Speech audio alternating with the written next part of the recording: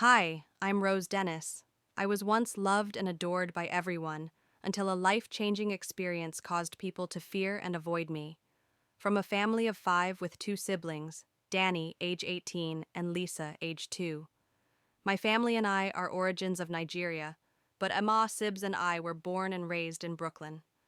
My parents were super rich, but that never got into my head as I was nice and friendly to everyone. Being the prettiest girl in Ma school, I had a lot of friends, but only one best friend. Sharon, aka Ronnie, a very nasty, notorious, and crafty girl. I knew she was only friends with me cause of my parents' wealth. Everyone knew that, but I didn't mind. If only I'd listened to my family and friends when they told me to cut all ties with Sharon, I wouldn't be in hell now. I was 15 years old when my troubles began. This is my story. Resumption day at school. I was so excited I was going to be in grade 9, just one more year and I'd be in high school. And then I heard my mum call, "Rosie, breakfast's ready." "Be down in a minute," I said. I said as I hurriedly took a bath and got my school things ready. I took my bag and headed downstairs to eat. I met Mum feeding Lisa. I gave her a peek on the cheek. "Morning, Mum." "Morning, baby. How was your night?" she said. I replied, "Sleepless. Was so excited about school today and stuff like my new class, seeing Ma friends again, and I missed Sharon so much." Mum replied, "Mama, you know how I feel about that friend of yours. I don't like her, and she could be of bad influence to you." I replied, "Mum, we've been through this. Sharon's nice and cool, plus you taught and warned us not to judge people. I know Mama, but there's something about her," Mom said. I replied, "I'll be fine, Mum. I know how to take care of myself." Mum replied, "Okay, Mama, now eat up." Then I asked, "Mum, why do you always call me Mama?" She replied, "Because you are as pretty as my mum, plus it's a Nigerian thing." Then I said, "So we Nigerians call all mum look-alikes, Mama?" Laughing. "No, silly. It's kind of a general way of say firstborn daughter," Mom replied. Then I said, "Okay, Mum." We heard the car horn. Mum said, "Looks like Dad's ready to go." "Yeah, Mum. Gotta go by," I said. I kissed them both and left. At school. My dad dropped me off at school. "Be good, dear," he says. I replied, "Sure thing, Dad." I gave him a peck on the cheek. Then Dad said, "Here you go." He handed me $100 bill. "Dad, you know I don't need this much money," I said. Sharon came out of coming nowhere. "Of course you do," she said, then greeted my dad. "Good morning, Mr. D." He mumbled a reply and handed me the money. Then he said, "Danny will come pick you up when he's done. I'm sure his lecture finishes just in time to pick you up." "KK, Dad, bye," I replied. He drove off. "I'll take that," Sharon said. As she snatched the money from me, I laughed and gave her a hug. "I missed you," I said. She replied, "Of course you did. Now let's go in and show everyone our killer outfits." Then I said, "Sharon, you know I'm not a show-off." She replied, "Yeah, whatever, let's just go." Well, as usual, all eyes were on me as I simply walked to class with Ma, head bowed and my eyes fixed to the floor. I had a very contagious smile, a smile so powerful that you'd have to smile back even though you're in the worst mood. I didn't have enemies, well, that's what I thought. Everyone except me knew that Sharon was actually my frenemy. Unluckily for me, I found that out the wrong way. School hallway. We walked to class and everyone kept admiring and saying hi to me while no one even took notice of Sharon, who was busy flaunting herself. A really cool senior, Sharon's crush, walked up to us and complimented my looks and outfit. I blushed and said thanks. "Ahem. Don't pretend as if you didn't see me," Sharon said. Dylan replied, "Oh, hi, what's your name?" Sharon replied, "Wow, you don't even know my name. I'm out of here." She stormed out. Then Dylan asked, puzzled, "What's her problem?" I gotta go," I replied. Then Dylan said, "Okay, but can we go out for ice cream later on today?" "No, thanks," I said. Dylan replied, disappointed, "Okay." I walked to class to find Sharon fuming with rage. Hi, bae," Sharon replied. "You're such a bitch." Shocked. "What did I do?" I said. She replied, "You kept throwing yourself at him when you know he's mine." Then I laughed and said, "Girl, chill. I wouldn't even dream about it. Not when I know he's totally yours. Good. You wouldn't want to make me mad, Sharon says. Bell rings. Classes went on. We had both break and recess, and a few more classes after that before school closed. Danny was already waiting for me in the school's parking lot. In the car with Danny. "How'd was school?" Danny asked. I replied, "Awesome as always." He replied, "Yeah, right, wait till you get into college, then you'll know what school really is." I laughed, "Okay, bro, so can we go now?" "Haul up Lil One, I've got a crazy craving for ice cream," he says. I replied, "Okay then, let's go to One More Scoop, but you're paying." He laughed, "Don't tell me you're broke." I really, well, technically I am 'cause Sharon took my money, frowns. "I hate that girl," Danny says. I smiled and she likes you. He replied, "Yeah, whatever." He drove off, and in a few minutes we were at One More Scoop. "So how do you want it? To go, or should we get a table?" Danny asked. I replied, "Let's get a table." We got seated, ordered, and started chatting. We were licking our ice creams when Dylan showed up. "Oh, hi, Dee, what's up?" I said. Dylan replied, "What are you doing here with this punk?" He said, referring to Danny. Both of us. "Excuse me?" "Rose, who's this?" Danny asked I should be asking you. Dylan said, "Then Danny's standing." Said I'm her elder brother. Any problem with that? Dylan said, feeling stupid. "Oh, am so sorry. I should go." Danny replied, "No, Hollop, who the hell are you, and why would you walk up to her and say trash?" Dylan replied, "I'm so sorry, I never knew you were her brother. It's just that I asked her out today and she turned me down." "And does that give you the right to act like a fool? Talking to her as if you own her?" Danny asked. Then I jumped in. "It's okay, bro. Now get out of here before I punch the living daylight out of you," Danny said. Dylan replied, embarrassed, "I'm sorry, bye." Then I said, "I think you were a lil rude, bro." Danny replied, "No, I wasn't. No one talks to my lil sister anyhow. I've got your back, sis, and I'll always be here to protect you." "Aw, thanks, bro. Now let's go home before Mum starts calling," I said. 2 weeks later. I had just got to school when Sharon came running to me with worried look on her face. "Woo, slow down, Tiger, what's up?" I said. Sharp replied, "Look, I can't explain, I just need money, okay?" "Since you can't explain, how much?" I asked. $1,000, she replied. "What the? How am I supposed to get that kind of cash?" I said. Sharon replied, hello? Your parents are rich?" I replied, "Oh yeah, I remember, but I don't think they'll give me that amount of money without questions. Then cook up something. Look, I need that money tomorrow or I'll be in big trouble." Sharon says. I replied, "Okay, I'll try." At home.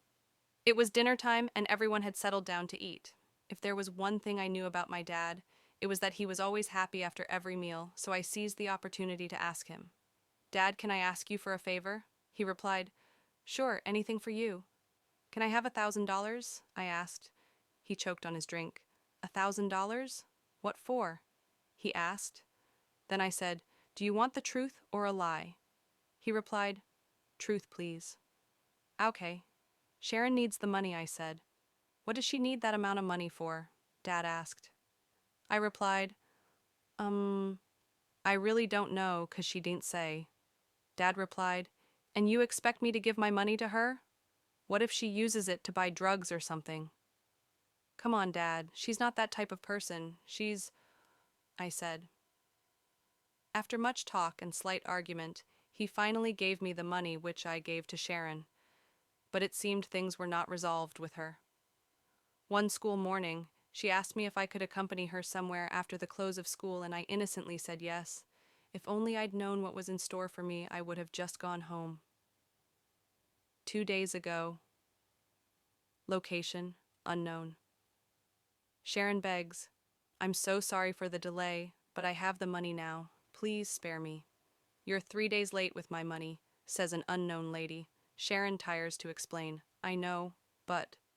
The lady, "No buts. You know what you get when you mess with me."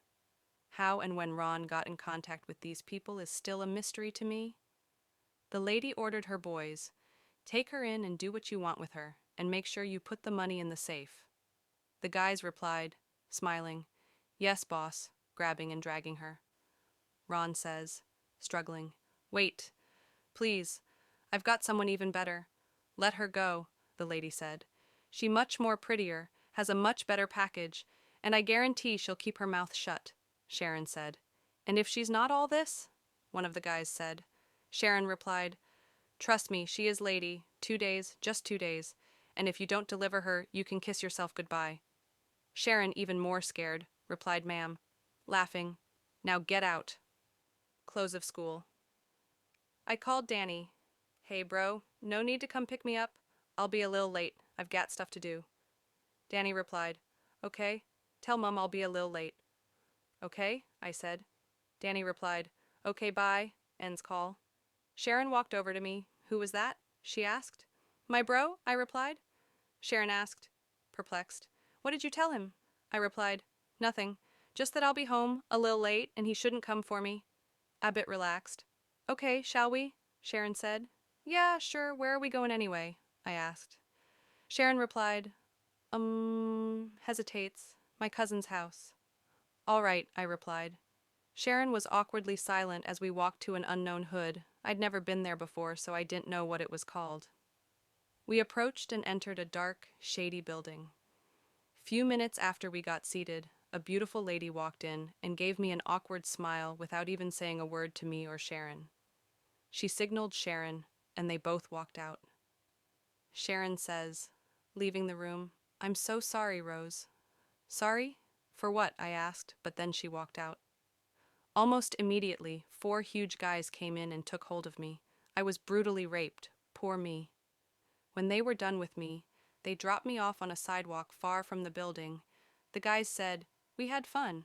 All thanks to Sharon. Make sure you don't tell anyone. And they zoomed off, leaving me lying helpless in the street. Slowly, everything turned pitch black, and I lost consciousness. At the hospital. I woke up days later surrounded by my family. Judging from their appearances, it looked like they hadn't slept a bit for days. My mum, in tears. She's awake, baby, who did this to you? My dad said. I tried to talk, but... Shh, rest, Mum said. Then Dad said, When I lay my hands on those animals, I'll make sure they rot in jail. I'll kill 'em, Danny said. Days later, I was discharged, and my parents tried all they could to make me talk, but I didn't 'cause I was scared they'd lock Sharon up. Why I forgave her and cared about her so much was what I didn't know. Maybe it was 'cause she was unloved by everyone and came from a broken home with an abusive stepdad. I guess I just felt so much pity for her. The problem was that I couldn't hide stuff from Danny, so I eventually opened up to him. Immediately I mentioned her name. He stormed out of the house without waiting for me to finish up. He went over to Sharon's house and threatened to have her locked up if she didn't tell him everything he needed to know, but Sharon, being a stubborn person, didn't budge. Then I guess I'll have to get my dad involved. Get ready for jail, bitch, Danny said, then walked away. That scared Sharon, so she told Linda, the unknown woman, and the guys. Linda replied, Then I guess we'll have to shut them up permanently. Sharon replied, You mean, yes, kill 'em all, Linda said. This is all my fault, Sharon said. Yes, now get out before I get started with you. Linda said, If only I knew what would have resulted, I wouldn't have told Danny anything. That night was recorded as the worst day of my life, the end of my humanity and the beginning of a new life. That night. Danny, Dad, and I were in the living room watching TV when Danny decided to start talking. Dad, I think there's something you need to know about Rose's rape. Danny said, Dad, curious. Tell me what you know, boy, Danny replied. Sharon's involved, but she has refused to talk. I knew it, he said, facing me. Why didn't you tell me, Rose? Dad asked. Because she knows I'll kill you all, Linda said, and walked in with 2 armed men I recognize. Who are you? Dad asked. Linda replied, I'm Linda. I'm partially responsible for your daughter's rape. What's going on here?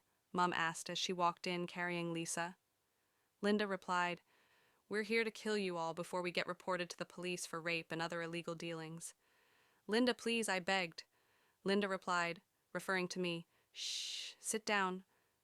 I sat down.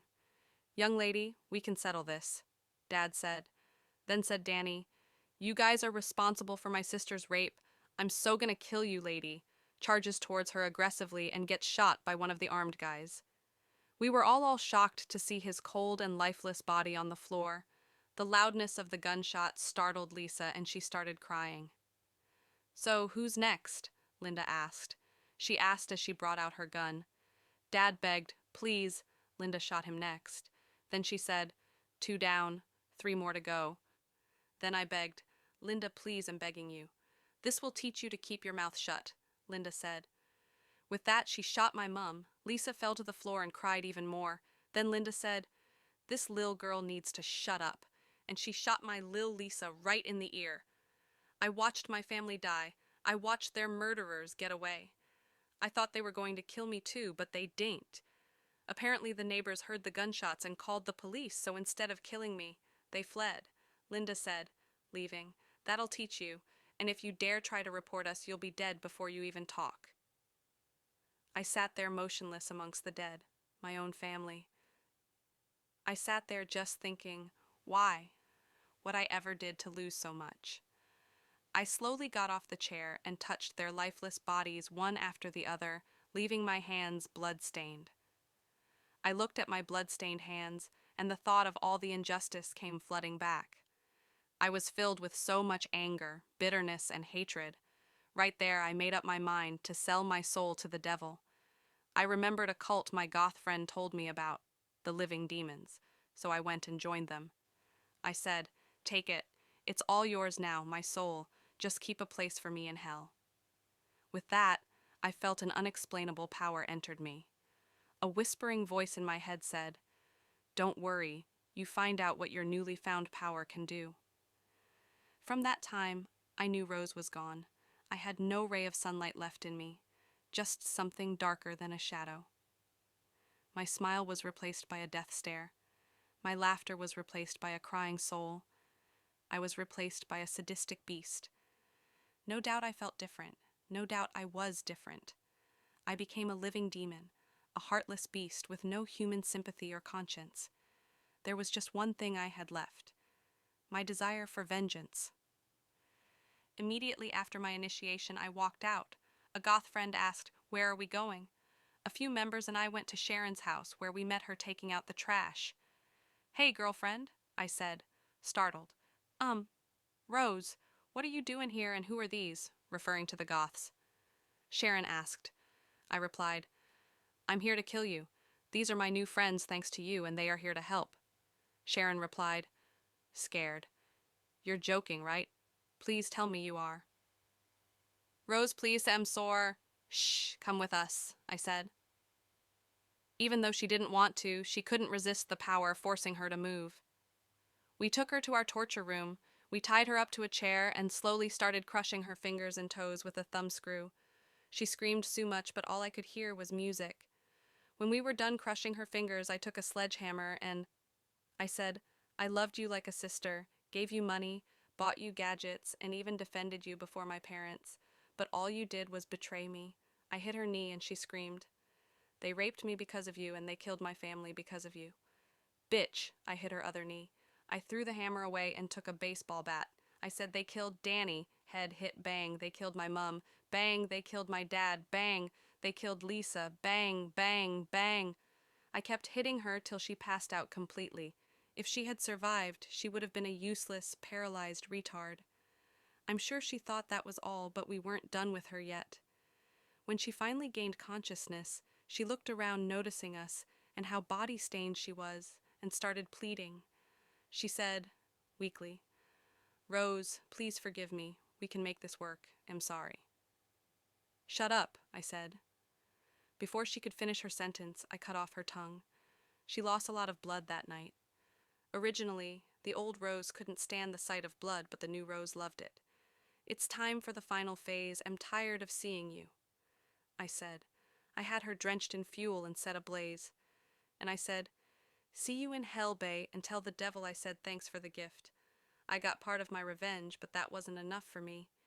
We left Sharon's lifeless, burnt body at the doorpost of Linda's hideout with a note saying, guess who's next? I got back home and met the cops, an ambulance, neighbors, and other people. Young lady, where have you been? Your family was murdered while you were away. The office said. I replied, emotionless, I know, they were killed before my very eyes. Shocked. I don't know what's going on, but can we ask you some questions?